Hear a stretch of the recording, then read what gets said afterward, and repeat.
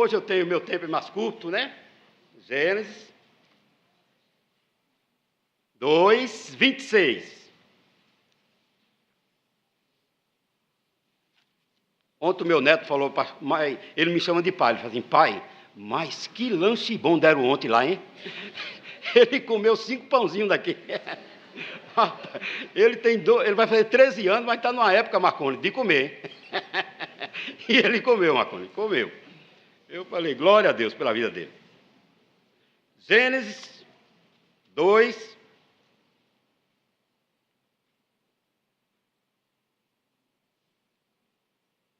26.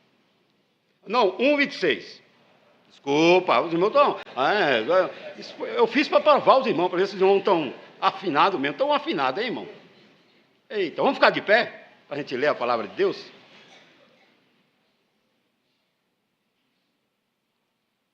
É o nervosismo.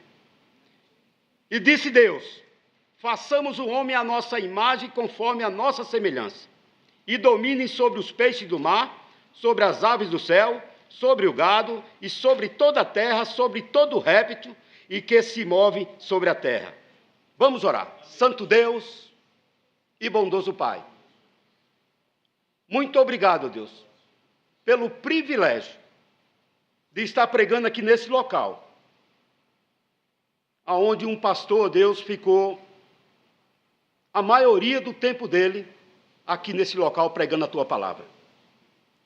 E o Senhor dá esse privilégio para mim, um humilde pregador, que não sou eloquente, mas eu sei que o Senhor não tem compromisso com a palavra do pregador eloquente. O Senhor tem compromisso com a palavra do Senhor. Então, ó Deus, eu vou falar da Tua palavra. E o Senhor, Deus, ilumine a minha mente e a mente dos meus irmãos para ouvir ela. Em nome de Jesus, amém. Criado para poder sentar.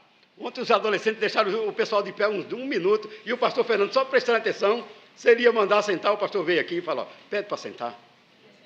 Porque eu vi ficar aqui 25 minutos ouvindo de pé, não é bom não, né? Criado para pensar. Ontem, nós falamos porque nós não devemos ser crentes de mente vazia. Primeiro, porque temos a mente de Cristo. Segundo, porque nós somos ensinados pela palavra, lembra de 1 Coríntios 2? E terceiro, porque é o Espírito Santo que nos guia. Então a gente não pode ter a mente vazia. E hoje, pela manhã, criado para pensar. O mundo é seletivo, mas todas as pessoas foram criadas para pensar. Amém, pessoal? Todo mundo foi criado para pensar. Adão, ele pensava tão bem, mas tão bem, ele era tão bom no intelecto, Eliel, que ele deu o nome dos animais direitinho. Né? Eu fiquei pensando enquanto eu estava preparando essa mensagem. Já pensou se Adão desse o nome do macaco, cavalo?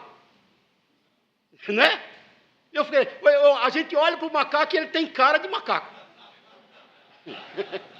A gente olha para o cavalo e o cavalo tem cara de cavalo. Por quê? Adão era sábio. E Deus criou o homem para pensar. E quando eu vejo o ser humano, um jovem, que é cristão, gente, que ele vive fazendo coisas que desagradam a Deus, vivendo de qualquer forma, age de forma sem pensar. Eu falei recentemente para um jovem de 14 anos, dentro da sala de aula, eu falei para ele assim, você, como cristão, você tem que ser o melhor aqui na sala de aula. Que quando ele ficou sabendo que eu era pastor, aí ele falou, o senhor é pastor, se aproximou de mim, ficou perto de mim. Aí eu falei para ele, você deveria ser o melhor, porque Deus criou você, criou toda a humanidade para pensar, mas você que tem Jesus, você tem a mente de Cristo, né? Deus não fica feliz quando os seres humanos agem como animais irracionais, sem pensar, porque nós fomos criados para pensar. E quando Deus vê o ser humano fazendo as coisas de qualquer jeito, agindo no mundo, Deus criou o mundo, como a gente viu aqui, para que o homem cuidasse do mundo. Eu estava no aeroporto semana passada, lá no Recife, e passou um jovem perto de mim, ele estava com um sorvete, ele tirou o papel do sorvete e jogou no chão. Eu falei, Deus criou o homem para isso? Aí não tive nenhuma dificuldade, porque eu vim atrás, peguei o papel, joguei no lixo. A gente, povo de Deus, devemos cuidar do nosso planeta. Cuidar de tudo, porque Deus criou a gente para pensar. Deus nos criou para pensar. O livre-arbítrio, ainda que alguns animais são mais coerentes do que algumas pessoas, né? Eles não foram criados para pensar, mas a gente vê algumas atitudes deles que são muito mais coerentes do que o ser humano, né? Criados à imagem de Deus, significa racional, volição e emoção. Então a parte racional, ela está dentro de nós. Então nós fomos criados para pensar. Quando Deus colocou a árvore do bem e do mal, também deu a capacidade de reflexão sobre aquelas duas árvores, para que Adão escolhesse, para que Eva escolhesse. E criado à imagem de Deus significa ser racional, ter volição e ter emoção. Depois da queda, a capacidade racional e de volição e a emoção, ela foi atingida, mas não foi destruída. A capacidade de nós escolhermos não foi destruída. Ela foi manchada, ela foi ali arranhada, mas destruída não. Então é por isso que eu falei para o Vitor ontem. Você tem a capacidade, você entendeu a mensagem, está vendo como você entendeu? Que você pensa. E quando a gente crê da forma correta, isso eu vou falar à noite, deixa eu cortar essa fala, senão eu vou entrar no que eu vou estar falando à noite. Que é importante crer da forma correta. Depois da queda, gente, a capacidade foi errada. Paulo disse assim, em Romanos 7, por que ainda a gente tem a carne humana, ela pede pelo erro. Paulo diz que o bem que ele quer fazer em Romanos 7, ele não consegue fazer. Mas, olha a reflexão, está vendo? Ele está refletindo dentro dele, falando assim, eu queria fazer o que é certo, mas aquilo que está, essa minha carne, ela pede pelo erro. Mas, mesmo assim, não tira a capacidade de pensar. Pastor, então a gente nunca vai ter, enquanto viver aqui na terra, a gente vai estar lutando contra essa carne? Vai. A gente só vai parar de lutar quando isso que é corruptível se revestir em corruptibilidade e isso que é mortal se revestir da imortalidade. Então a gente vai ter um corpo glorificado que a gente não vai ter mais essa dificuldade. Mas enquanto a gente estiver aqui na terra, vai ser essa luta. Quando aceitamos Jesus, temos a mente de Cristo, como eu falei ontem. Nosso Deus pensa e quer que seus filhos pensem também. Pensem também. Todas as nossas decisões, vocês adolescentes, todas as suas decisões têm que ser pensadas. E a gente adulto também, amém, gente? Ainda que a gente vê algumas pessoas tomando umas atitudes, às vezes eu penso, será que a pessoa pensou para fazer isso? Um adulto, quando a gente vê um adolescente que ainda está na flor da idade, tomando uma atitude, mas quando a gente vê um adulto, gente, dá vontade de pegar ele, rapaz, chega aqui, senta aqui. Aprendeu nada na igreja não, foi? Tem hora que eu vejo cada coisa, pastor, de gente dentro da igreja, 30, 20 anos, e com atitude, aquele crente brigando por pirulito, como eu falei ontem. O pirulito é meu, eu digo, rapaz, sentou no meu banco. Ai, que sentou no meu banco, rapaz. Tem tanto banco aqui. O nosso Deus pensa, e quando está agindo assim, não parece que não está pensando, né, gente? Parece que não está pensando. Qualquer ser pensante que olhe para a criação, é impossível dizer que não teve um Deus criador, que pensa que criou tudo. Colossenses 1,16 diz, porque nele foram criadas todas as coisas. Salmo 19 diz, os céus declaram a glória de Deus. Atos 7,24, Deus que fez o mundo e tudo que nele há. Quando eu olho para o mar, quando eu olho para o céu, eu estava em Porto de Galinha semana passada, gente, deitado na água, eu e minha esposa, pegado na mão dela lá. A água vinha, batia na minha perna e ia embora. E sabe o que eu fiquei pensando? Eu digo, é o meu Criador, o meu Pai, que está mandando a água bater no pé do filho dele e voltar. Aí eu fiquei olhando assim, por que o mundo é redondo e a água não derrama por cima da terra? Eu estava deitado pensando nisso. Ou só eu que sou louco, hein? Eu estava lá, Marconi, pensando, eu digo, o mundo é redondo, rapaz. E a minha esposa, está pensando em quê? Eu digo, não, deixa eu pensar aqui. Aí sabe o que eu pensei, gente? É Deus criando tudo, o Criador sustentando com o poder da palavra dele, para a gente que somos filhos dele. Amém, gente? Filhos. Olha a posição nossa, gente. Não é para a gente sair orgulhoso pelo meio da rua, não. Mas nós somos filhos de Deus, gente. É diferente. Não somos melhor do que ninguém, mas a nossa posição é diferente. Tem um padre cosmológico, gente. Ontem eu falei do renascimento, né? Ontem foi uma aula de história aqui, pastor. Uma parte de uma aula de história. O meu neto foi embora comigo e falou, pai, eu estudei isso esse ano na escola, né, sobre o renascimento. né? Do Maquiavel, daquela parte que fez o homem pensar que a Igreja Católica estava imprimindo, colocando indulgência e fazendo isso. E a Igreja Católica era uma senhora feudal também, que estava tomando conta das terras com o dinheiro dos coitados, né? Mas hoje eu queria também trazer uma palavra aqui sobre um padre belga, Georges Lamartine, que ele foi o principal defensor do Big Bang. E quando eu fico olhando que isso é ensinado dentro das escolas, que essa filosofia ainda é ensinada, eu fico pensando, será que essa pessoa pensa? Qualquer ser que pensa, percebe que o mundo não é fruto de uma explosão. Ontem eu estava conversando com o filho do pastor Isaías Mota. É o Davi, parece. Cadê ele? Está aqui? Está ali. Está lá atrás, está ali. E ele falou justamente isso para mim.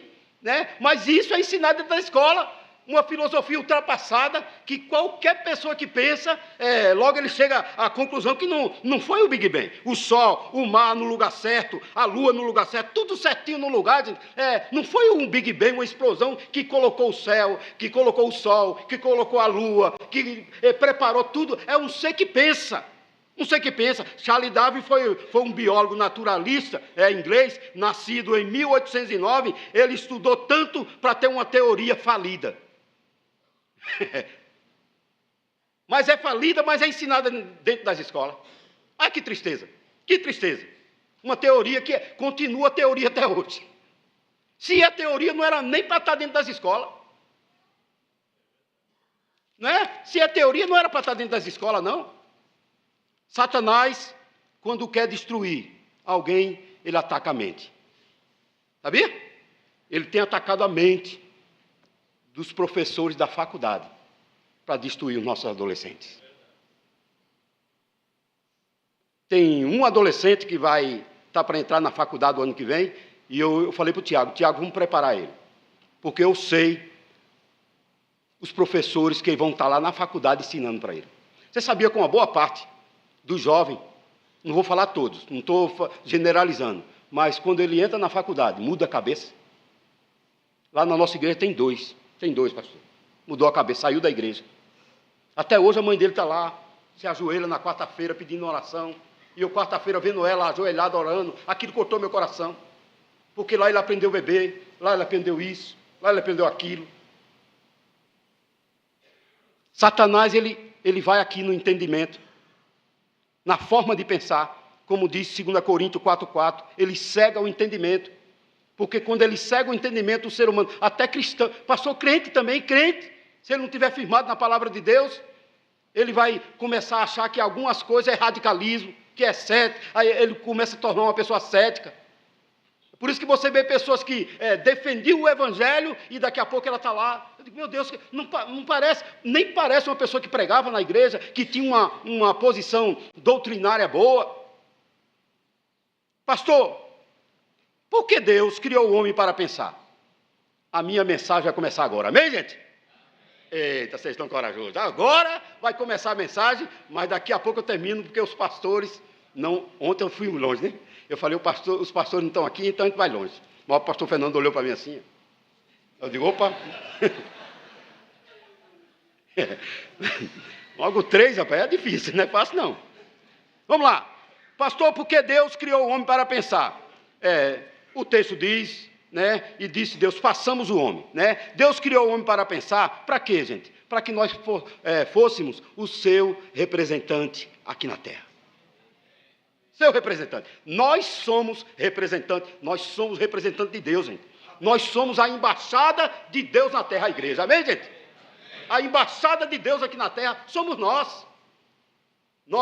Um embaixador, quando está no outro país, nos Estados Unidos, né? O embaixador está lá, ele não fala em nome dos Estados Unidos, ele fala em nome do Brasil, lá nos Estados Unidos. Nós estamos aqui nesse mundo, como embaixada de Deus, para falar em nome de Deus aqui na terra. A igreja. O embaixador é sustentado pelo seu país. Quem sustenta a gente é Deus, gente. É por isso que Jesus disse, não fique preocupado com isso, com aquilo. Olha as aves do céu, não semeia, não cega, não ajuda o celeiro, e o vosso pai não as alimenta, não tem de a gente. Está falando para filho, está vendo, gente? Tem de vós, muito mais valor do que ela. Confia em mim. Como embaixador, Deus nos colocou aqui na terra. Deus fez o homem de que modo? Para que ele possa pensar. É uma forma de ser imagem e semelhança de Deus. É a nossa capacidade de pensar, gente. De pensar. Deus compartilhou com o homem algo do seu ser próprio. Pensar, sentir, se emocionar. Olha como Deus é bom. Para que toda a humanidade fosse igual. Não tem parcialidade. Todas as pessoas do mundo, ela tem essa capacidade. Não é, pastor Ebenezer? Todas as pessoas do mundo, ela pensa, ela sente e ela se emociona. Nós fomos criados para pensar. Como podemos ser um bom representante de Deus? Primeiro, sendo a sua embaixada, como eu falei aqui na terra, como diz 2 Coríntios 5:20. Segundo, cuidando de toda a criação. Deus criou Adão para cuidar de tudo, gente. A gente não pode, principalmente nós, como filho de Deus, quando a gente vê, chegar num local que estiver arvorizado, a gente tem que cuidar daquele local. A gente tem que cuidar. Pastor, a pessoa não cuida. Jogaram o papel no chão do aeroporto, eu não quero saber quem jogou, mas eu sou filho de Deus e quem está passando por ali é o filho de Deus. E tem que ser diferente. Então, como representante de Deus, nós somos a sua embaixada, nós refletimos o caráter de Deus. O caráter de Deus, qual é o caráter? Amor, justiça, misericórdia, verdade. Assim nós devemos viver também. Como filho de Deus. E sendo obediente a Jesus. Como representante de Deus aqui na terra, Ele quer que pensamos antes de agir em todo momento. Sabe por que a gente precisa pensar antes de agir, gente? Que uma vez a palavra dita, ela não volta mais. Eu já tropecei tanto, pastor, nisso. Eu tenho me policiado. Então é por isso, pastor, que o senhor mede as palavras. Eu posso até não pronunciar algumas palavras corretas, mas eu estou medindo cada palavra que eu estou falando. Porque antes eu não tinha filtro. E a pior coisa é a pessoa que não tem filtro, aí ele fala, aí depois quer se arrepender, e depois quer corrigir e não corrige mais. Aliás, quando você fizer alguma coisa, você viu que tentar corrigir, gente, você vai piorar, fique calado. Você viu que estragou, fique calado. Não fale mais nada, fala, Senhor, me perdoe e me ajude. O senhor faz isso, pastor? Faço. Quando eu falo algo que eu vejo que eu tento corrigir, eu digo, Senhor, me perdoe e faça com que isso não fique na cabeça desse fulano que ouviu. Porque o nosso Deus quer que a gente pense antes. Todas as nações precisam ser pensantes, toda a nação, o povo de Deus, tá? Precisa pensar. Aliás, o mundo também deveria pensar. A gente olha para o mundo hoje, parece que os governantes, os líderes, parece que não pensam, né, rapaz? Só pensa no umbigo dele. Né? Na hora que vai fazer a guerra, não pensa que vai ter criança, vai ter com fome, vai ter isso, vai ter aquilo, mas deixa isso para lá. Como filho de Deus, somos seu representante aqui na terra. Segundo, por que Deus criou o homem para pensar? Segundo, porque só um ser racional tem a capacidade de escolher e tomar decisão. Esse é meu segundo ponto. Primeiro, para ser seu representante. Segundo, nós temos a capacidade de escolher e tomar decisão. Todo mundo que está aqui, que aceitou Jesus, ele escolheu de livre e espontânea vontade. Não teve ninguém com facão falando, você vai aceitar Jesus ou morre. Não teve. Então, de livre e espontânea vontade. Então, é por isso que eu não defendo o calvinismo, justamente por isso. Não defendo por causa disso, porque o homem tem esse poder de escolha que Deus deu. Deus nunca tirou do homem. Nunca tirou. Adão se sentiu culpado por causa da racionalidade dentro dele, que disse, você errou, Adão, você errou. E a pior coisa é quando a gente erra, né? Aquilo aí parece um pingo d'água, pingando, está errado. É o Espírito Santo pedindo para a gente pedir perdão a Deus. Perdão para o irmão.